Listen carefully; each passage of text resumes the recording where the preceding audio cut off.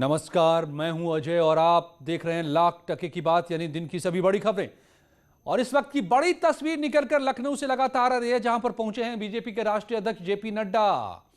और आपको पल पल की हम तस्वीर दिखा रहे हैं, मगर उससे पहले आपको एक हैरान करने वाली लखनऊ की ही तस्वीर दिखाते हैं। कल्याणपुर के नेहरू विहार कॉलोनी में घर के बाहर साइकिल चला रहे बच्चे पर अचानक सांड ने किस तरह हमला कर दिया। देखिए ये तस्वीर, ये डराने वाली तस्वीर। बच्चा साइकिल चला रहा था और सांड ऐसा लगा जैसे उसके खून का प्यासा हो गया। सीसीटीवी फुटेज से यह तस्वीर रोंगटे खड़े करने वाली है। कैसे बच्चे पर इस सांड ने हमला कर दिया। छोटा सा नन्हा मासूम साइकिल चला रहा था, सींग पर उसे किस तरह से ये झुलाता रहा, कितनी देर तक। तभी किसी ने दिलेरी दिखाई, आकर बच्चे को झपटा उसकी सींग से, मगर फिर भी सांड छोड़ने को तैयार नहीं।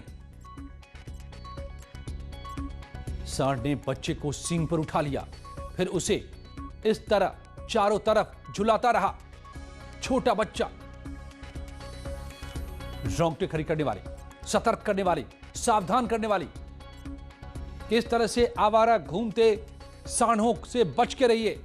लखनऊ की तस्वीर है ये, विचलित कर सकती है यह तस्वीर आपको।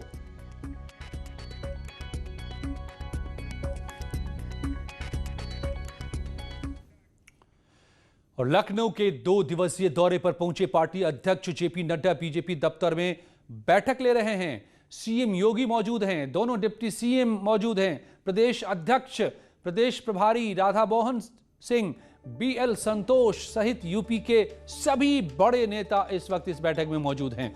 कहा जा रहा है कि बैठक में आगामी पंचायत चुनाव और विधानसभा चुनाव की तैयारियों पर मंथन हो रहा है। तो बीजेपी के राष्ट्रीय अध्यक्ष पहुंचे हैं यहां पर सबसे बड़ी तैयारी को लेकर, यानी आने वाले विधानसभा चुनाव और मौजूदा पंचायत चुनाव की रणनीति बनाने। बैठक शुरू होने से पहले सीएम योगी ने दफ्तर में भगवान श्री राम की मूर्ति देकर नड्डा का स्वागत किया। इससे पहले योगी ने एयरपोर्ट पर पहुंचकर रिसीव किया जेपी नड्डा को। योगी के साथ उनकी लगभग पूरी की पूरी कैबिनेट मौजूद थी। जेपी नड्डा का काफिला जब एयरपोर्ट से पार्टी दफ्तर रवाना हुआ तो कार्यकर्ताओं ने उन पर फूल बरसाए। तो अपने आप में एक तरह का ये स्वागत का रोड शो। अनामिका सिंह इस पूरी यात्रा पर नजर बनाए हुए हैं जेपी नड्डा जो पहुंचे लखनऊ। अनामिका, तो जिस तरीके से खुद सीएम से लेकर एक एक पूरी की पूरी कैबिनेट मौजूद है, पहुंचती थी एयरपोर्ट और अब बड़ी मीटिंग चल रही है। यह हाई प्रोफाइल बनाया भी जा रहा है, इस तस्वीर को बड़ा बनाया जा रहा है। बड़ी तैयारी, बड़ी रणनीति बन रही है बड़े चुनाव की। और देखिए अजय, जेपी नड्डा अपने 2 दिवसीय दौरे पर है। महत्वपूर्ण ये कहा आपने बिल्कुल कि बड़ी तैयारी हो रही है। बिल्कुल पश्चिम बंगाल की लड़ाई सामने है, लेकिन बीजेपी एक ऐसी पार्टी है जो चुनाव जब लोग सोच रहे होते तो वो कर गुजरती है। और यही देखिए आप कि पश्चिम बंगाल में पार्टी ने पूरी ताकत झोंक दी है, लेकिन यूपी के चुनाव में भी 1 साल का समय है। अभी से कल पुर्जे दुरुस्त करने का काम शुरू कर दिया गया है। पंचायत के चुनाव कुछ दिनों के बाद होने वाले हैं, इसके बाद 2022 के चुनाव होने वाले हैं।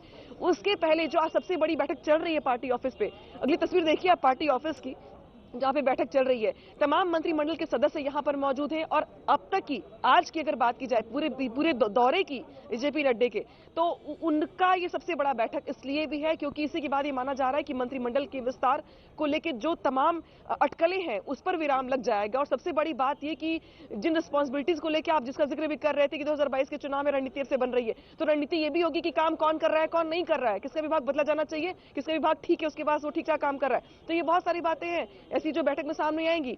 और इसी के साथ साथ ये भी महत्वपूर्ण है कि पंचायत के चुनाव बीजेपी के लिए हमेशा से ही बहुत अच्छी स्थिति नहीं रही है वहां पर, लेकिन इस बार पार्टी ये चाहती है कि पंचायत चुनाव में भी अपने आप को मजबूत करे और मजबूती के साथ दावेदारी हो उसकी। और इसलिए जेपी नड्डा का ये दौरा मुख्यमंत्री योगी आदित्यनाथ के साथ मंत्रियों के साथ चल रहा है अभी भी, और 1 घंटे लगभग हो चुके हैं। 8 बजे जेपी नड्डा इस पार्टी ऑफिस में एंटर कर चुके थे, भाई स्वागत किया गया यहाँ पे, उसके बाद मीटिंग शुरू हो गई। 1 घंटे हो चुके हैं और माना यह जा रहा है कि अभी मीटिंग और ज्यादा चलेगी। तो अंदाजा लगाइए आपकी गंभीरता कितनी है मीटिंग की, और क्या कुछ नहीं तय होगा इसमें मंत्रियों के कामकाज का लेखा जोखा से लेकर काम पर टिप्पणी से लेकर के ये भी कहा जा रहा है कि बहुत सारे लोग संगठन में ऐसे हैं जो थोड़े बहुत नाराज भी होंगे 4 साल के ये कामकाज को लेके या अपनी उपेक्षा को लेके। तो आने वाले दिनों में जो मंत्रिमंडल विस्तार होगा उसमें बहुत सारी तस्वीर बदली हुई दिखाई देगी आपको। और अनामिका, एक ये बड़ी खबर आप अब इस वक्त आपको जैसा लग रहा है आपके कहने से कि आपको मिलती नजर आ रही है, हालांकि अभी पूरी तरह से पुख्ता होना बाकी है शायद, कि हिसाब किताब होगा इन 4 सालों में किस मंत्री ने क्या किया, क्योंकि अब जनता को हिसाब देना है उससे पहले। तो ये बदलाव के भी आसार हो सकते हैं मंत्रिमंडल में। बेशक देखिए 2022 के चुनाव में सिर्फ 1 साल का समय रह चुका है और 1 साल जो है ये काम के कम प्रचार के ज्यादा होंगे। हर हमने सरकार में देखा है कि जो 1 साल होते प्रचार के लिए भी काफी महत्वपूर्ण होते हैं। तो पार्टी के कार्यकर्ता और पार्टी के नेता सरकार के कामकाज को लेकर जनता के बीच में कैसे जाएं और कौन लेके जा रहा है कौन लेके नहीं जा रहा है, किसी के विभाग में क्या काम हो रहा है, जातिगत आंकड़ों के लिहाज से भी कौन कितना मजबूत है कितना मजबूत नहीं है, ये बहुत सारे पॉइंटर्स ऐसे हैं जिस पर आज बैठक हो रही है, बातचीत हो रही है। इस बैठक के बाद अब आप देखेंगे कि भले आजकल में ना दिखाई दे लेकिन आने वाले दिनों में आपको जरूर दिखाई देगा कि एमएलसी के चुनाव के ठीक बाद जिसकी बात कही जा रही है मंत्रिमंडल विस्तार की, तो उसको लेके बहुत सारे कयास और बहुत सारी चीजें जो है वो आज तो बड़ा ही साफ हो जाएगी। महत्वपूर्ण है कई मायनों में। अनामिका, जो बता रहे हैं हमारी संवाददाता लखनऊ से, एक बड़ी बैठक जो इस वक्त चल रही है, क्या कुछ निकल कर आ रहा है ये भी बताएंगे हमें अनामिका। बस आपको देखते रहना न्यूज़ 18। मगर इस बीच आपको ये जो तस्वीर आप देख रहे हैं ये कैलेंडर पॉलिटिक्स की है। यूपी कांग्रेस दरअसल प्रियंका गांधी को घर घर तक पहुंचाने की तैयारी में जुटी है। प्रियंका गांधी की तस्वीरों वाला एक कैलेंडर लॉन्च किया गया है जिसकी 10 लाख कॉपियां बांटने की तैयारी है। कैलेंडर में प्रियंका की भगवान शिव की पूजा करते हुए तस्वीरों को काफी प्रमुखता से दिखाया गया है। यूपी कांग्रेस ने प्रदेश में कैलेंडर पॉलिटिक्स शुरू की है। कांग्रेस ने महासचिव प्रियंका गांधी का कैलेंडर जारी किया। इसे यूपी के गांवों और शहरों में बांटा जा रहा है। कैलेंडर में उत्तर प्रदेश की प्रभारी और राष्ट्रीय महासचिव प्रियंका गांधी के जनसंपर्कों और अलग अलग आंदोलन में शामिल होने की तस्वीरें हैं। 10 लाख कैलेंडर यूपी में भेजे हैं। नए साल के कैलेंडर को हर गांव और शहरों के हर वार्ड तक बांटने का निर्देश पदाधिकारियों को दिया गया है। और उस कैलेंडर में भी आप देखेंगे तो हमारी महासचिव का रिश्ता जो उत्तर प्रदेश है वो साफ साफ दिखेगा, चाहे सोनभद्र की घटना रही हो, हाथरस की घटना रही हो या फिर CA/NRC के दौरान तमाम जगह जो पुलिस या उत्पीड़न हुए वहाँ की घटनाएं रही हैं, उस कैलेंडर में साफ साफ दिखेगा। कैलेंडर में अमेठी, रायबरेली, हरियाणा, झारखंड समेत यूपी में प्रियंका गांधी के जरिए किए गए जनसंपर्क की तस्वीरें बहुत करीने से छापी गई हैं। तब तक उत्तर प्रदेश में चुनाव जीतना शायद उसके लिए आसान नहीं होगा और यही कारण है कि अब कांग्रेस उत्तर प्रदेश के शहरों के साथ ही साथ यूपी के हर गांव, हर घर में अपनी पैठ बनाना चाहती है। तो डिजिटल युग में कागजी कैलेंडर कितना पहुंचेगा लोगों तक, ये देखना दिलचस्प होगा। मगर बीजेपी कांग्रेस की कैलेंडर पॉलिटिक्स पर चुटकी ले रही है। इसमें हर राजनीतिक दल को अपने संगठन को विस्तार देने का अधिकार है, पर संगठन का काम तभी खड़ा होगा जब नेता और कार्यकर्ता दोनों मिलकर संघर्ष करेंगे। प्रियंका जी को जो लेकर जो आप सवाल कर रही हैं, तो पिछले 1-1.5-2 सालों से अगर आप उसको देख लीजिए तो बार बार कवायद तो होती है, पर जमीन पर क्या है। और एमएलसी चुनाव के 12 प्रत्याशी निर्विरोध जीत गए। विधान परिषद के सभापति ने सभी को सर्टिफिकेट भी दे दिया। बीजेपी के 10 और एसपी के 2 प्रत्याशी विजयी घोषित हुए हैं। दिनेश शर्मा छोड़ सभी ने सर्टिफिकेट ले लिए हैं। 13वें उम्मीदवार का पर्चा खारिज हुआ था, उसके बाद 12 सीटें थी, 12 उम्मीदवार बचे थे, निर्विरोध चुनाव हो गया और ये चुने गए सभी विधान एमएलसी के विधान पार्षदों की तस्वीरें आप देख रहे हैं और सबको सर्टिफिकेट दे दिया गया। मगर इसमें भी क्या कोई संदेश निकल कर आया क्या? 2 सीटों पर जो समाजवादी पार्टी ने प्रत्याशी खड़े किए थे उतनी सीटें तो थी नहीं, लेकिन बीजेपी ने 11वें उम्मीदवार को नहीं उतारा मैदान में। तो कुछ ऐसा ही तो दिखा था जब राज्यसभा के चुनाव हुए थे, तो बीएसपी और बीजेपी के बीच में इस तरह का आंकड़ा उभरा था। अब क्या एसपी और बीजेपी के बीच में भी ऐसा आंकड़ा उभर रहा है क्या? और एमएलसी चुनाव में बम्पर जीत के बाद विधान परिषद में बीजेपी की ताकत बढ़ गई है। 10 वो कौन कौन से निर्विरोध चुने गए चेहरे हैं? दिनेश शर्मा डिप्टी सीएम हैं, फिर से चुने गए। स्वतंत्र देव सिंह प्रदेश के अध्यक्ष हैं बीजेपी के, तो वो भी अब विधान परिषद पहुंच गए हैं। अरविंद कुमार शर्मा अभी अभी बीजेपी ज्वाइन किया है, मोदी साहब के बहुत करीब रहे हैं, गुजरात में लंबे समय तक रहे उनके साथ। अब वो IAS थे, अब बन गए हैं नेता, तो MLC पहुंच के कुमार मानवेंद्र सिंह साहब भी पहुंचे हैं, गोविंद नारायण शुक्ला जीते हैं। ये वो चेहरे हैं, सलिल विश्नोई, अश्विनी त्यागी, सुरेंद्र चौधरी, धर्मवीर प्रजापति। तो क्या आपको जातियों का भी कैनवस इसमें दिख रहा है, या आपका काम है समझना? और ये क्या है, विधान परिषद की जो गणित है वो क्या कह रहा है? 32 कुल सीटें 100, 32 चाहिए था, एक को 51 सीटें थी समाजवादी पार्टी के पास में, 320 सीटें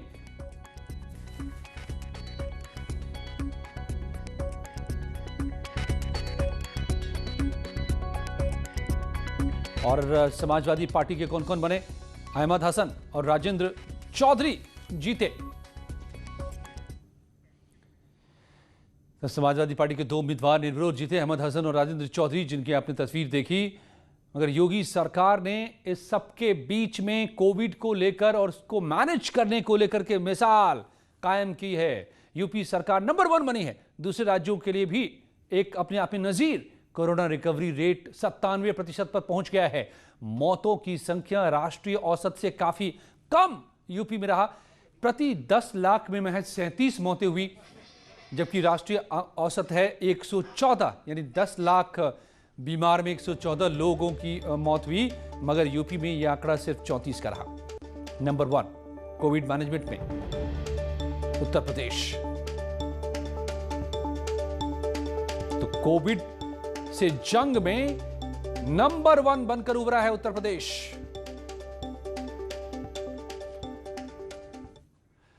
और मुख्यमंत्री योगी आदित्यनाथ ने आज सड़क सुरक्षा माह का शुभारंभ किया। सीएम आवास पर यह कार्यक्रम शुरू किया गया।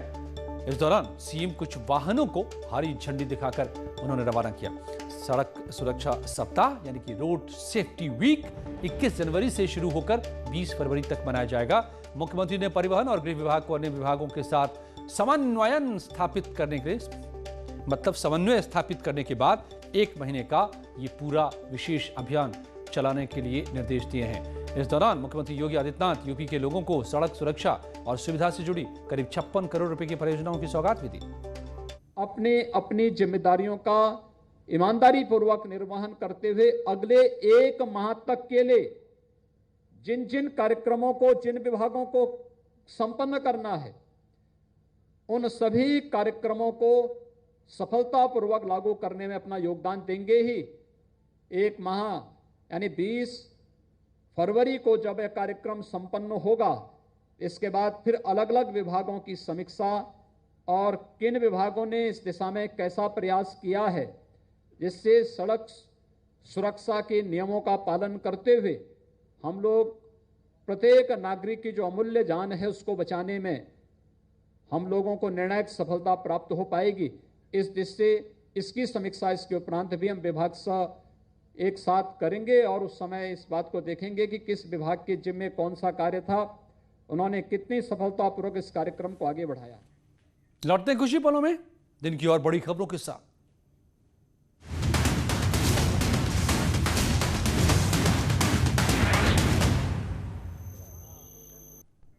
Welcome back. ऑस्ट्रेलिया में शानदार प्रदर्शन के बाद टीम इंडिया स्वदेश लौट आई है। मुंबई एयरपोर्ट पर टीम इंडिया का ग्रैंड वेलकम हुआ। ऑस्ट्रेलिया में ऐतिहासिक प्रदर्शन के बाद भारतीय क्रिकेट टीम भारत लौट आई है। मुंबई एयरपोर्ट पर टीम के कार्यवाहक कप्तान अजय किरहाणे, हेड कोच रवि शास्त्री, रोहित शर्मा, शार्दुल ठाकुर और पृथ्वी शॉ पहुंचे, जहां मुंबई क्रिकेट संघ के अधिकारियों ने टीम का स्वागत किया। वहीं ऑस्ट्रेलिया दौरे पर तीनों अंतर्राष्ट्रीय फॉर्मेट में डेब्यू करने वाले पहले क्रिकेटर बने तेज गेंदबाज टी नटराजन बेंगलुरु से तमिलनाडु में अपने गांव सलेम पहुंचे। चेन्नई के रहने वाले अनुभवी स्पिनर रविचंद्रन अश्विन, युवा ऑलराउंडर वॉशिंगटन सुंदर और भारत अरुण अभी दुबई में हैं और उनके शुक्रवार की सुबह स्वदेश पहुंचने की उम्मीद है। चौथे टेस्ट मैच में मैन ऑफ द मैच बने ऋषभ पंत दिल्ली पहुंचे, जहां वो काफी खुश नजर आए। उन्होंने कहा कि ट्रॉफी पर कब्जा बरकरार रखने के बाद पूरी टीम में उत्साह है, सभी बेहद खुश हैं। लंबे दौरे के बाद घर लौटकर अच्छा लग रहा है। बहुत अच्छा लग रहा है, बट इतना टाइम हो गया घर से बाहर रहे, क्रिकेट खेल रहे थे पिछले 6 महीने से। अब घर जाके अपने फैमिली से मिलने का टाइम मिलेगा फर्स्ट टाइम 6 मंथ में, काफी अच्छा लग रहा है। और यूपी बोर्ड की प्रैक्टिकल परीक्षा की तारीख तय हो गई है। प्रैक्टिकल एग्जाम्स 3 फरवरी से 2 चरणों में होंगे। 12वीं की प्रैक्टिकल परीक्षा, पहले चरण की परीक्षा होगी 3 से 12 फरवरी तक, दूसरे चरण की परीक्षा 13 से 22 फरवरी तक। और कुछ ही पलों में कुछ और खबरें।